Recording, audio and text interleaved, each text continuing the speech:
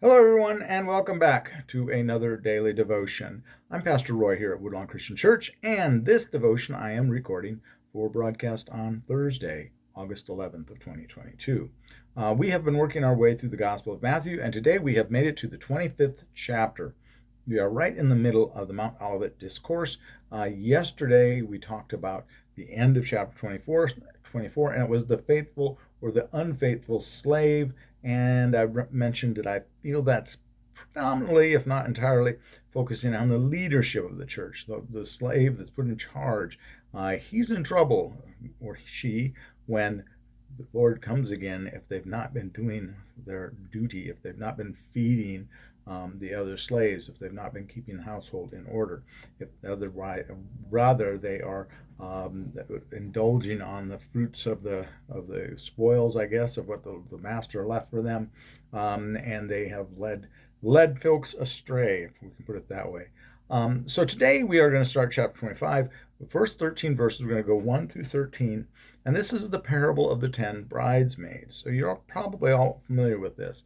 And as we read through this, kind of remember back in chapter 7, the Sermon on the Mount, in verses 21 to 23.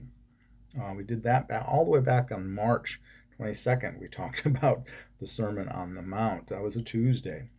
It says here, "Not everyone who says to me, 'Lord, Lord,' will enter the kingdom of heaven, but only the one who does the will of my Father in heaven. On that day many will say to me, 'Lord, Lord, did we not prophesy in your name, and cast out demons in your name, and do many deeds of power in your name?' Then I will declare to them, I never knew you. Go away from me, you evildoers." Okay, bear that one in mind as we read these 13 verses at the beginning of chapter 25. Almost 5 months ago, we were in Sermon on the Mount. All right. "Then the kingdom of heaven will be like this. 10 young women took their lamps and went to meet the bridegroom. 5 of them were foolish, and 5 were wise. When the foolish took their lamps, they took no oil with them, but the wise took flasks of oil with their lamps. As the bridegroom was delayed, all of them became drowsy and slept. But at midnight there was a shout, 'Look, here is the bridegroom, come out to meet him.'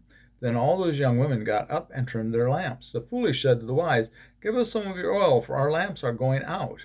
But the wise replied, 'No, there will not be enough for you and for us. You had better go to the dealers and buy some for yourselves.' And while they went to buy it, the bridegroom came, and those who were ready went with him into the wedding banquet, and the door was shut. Later the other young women came also, saying, 'Lord, Lord, open to us.' But he replied, 'Truly I tell you, I do not know you. Keep awake, therefore, for you know neither the day nor the hour.'" Okay, this is talking about Jesus coming again, and the coming of God's kingdom coming to earth. The new heaven, the new earth. And I think that new heaven and new earth can really apply to Jesus and being the temple, since I talked about a couple of days ago about the temple being referred to as heaven and earth. And I just thought of that. I thought of that the other day after I did the devotion, and that just popped into my head just now. So what we've got going on here is this talking about wedding customs at the time, which we don't entirely know about all of the ins and outs of the wedding customs, but it was a big deal. It was more than just one day. It wasn't like what we do now by any stretch.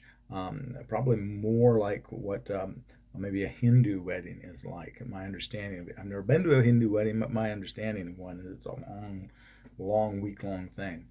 And at some point during this, the girls are with the bridesmaids are with the bride, and the bridegroom at some point is going to come, and they're going to go to his home.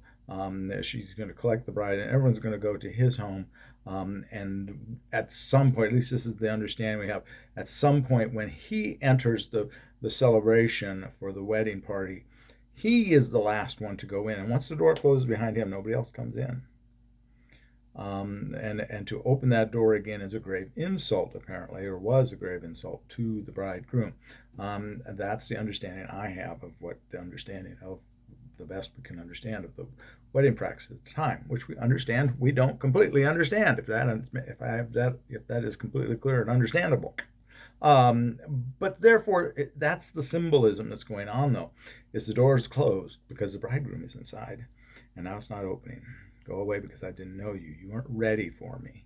You weren't ready. You didn't have your lamps prepared. At one point in there, it says they have their lamps, but they have no oil at all.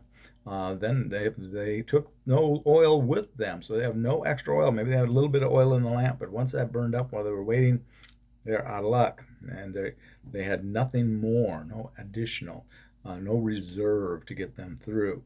They weren't truly ready. Back in chapter 7, if you remember when we read that, talking about that we were doing works of power in your name, we were prophesying your name, all of these things. We thought we were all on board, but our heart really wasn't in it. We're doing it. What are we doing this for? Are we doing this to, sometimes I think people are doing this, doing some of the things they do as Christians to justify their own sins, if that makes any sense. I can see a certain faction definitely in the church that is adhering to, claiming to adhere to the Christian faith only because they have found a group that validates their sins by twisting things around. And that's going to be, I have a feeling that that's going to be some of that, I didn't know you, especially the leaders. And I warned about that yesterday, especially the leaders that are doing that. That's definitely dangerous business. Yeah, do we want to be those folks that door is closed on? Because we don't really truly have our lamps filled. We don't really understand what we're doing. We think the heading for back in the Mount of the Sermon on the Mount for those verses I read in chapter 7 is concerning self-deception. Are we deceiving ourselves? I think some are, and I think we all need to be examining that. Just as I've always said, we need to be examining ourselves to try to figure out where we're a hypocrite, because we're all hypocrites. We just find different ways of being a hypocrite. But it's very important that we be self-reflective and thinking about, am I truly doing the will of God, or am I just using some rationalization to do what I wanted to do anyway, and I'm just giving myself justification? That's a dangerous thing. So with that, I'm going to let you go. We will come back tomorrow with the parable of the talents, and we'll continue to work our way through chapter 25. God bless. Have a blessed day, and please, please, please be a blessing to someone today. See you tomorrow. Bye-bye.